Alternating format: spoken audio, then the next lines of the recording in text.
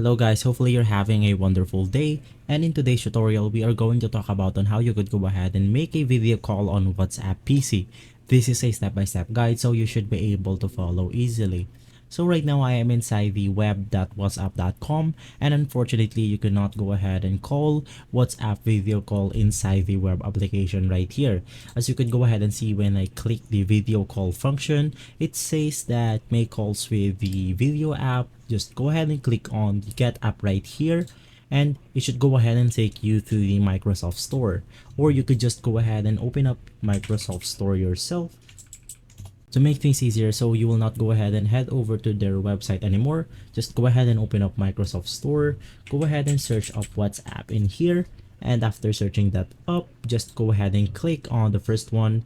Make sure that you've installed the original one right here, not the beta one.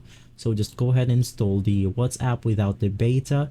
Just go ahead and open up the application. And once inside your application right here, you could just go ahead and click the video call function.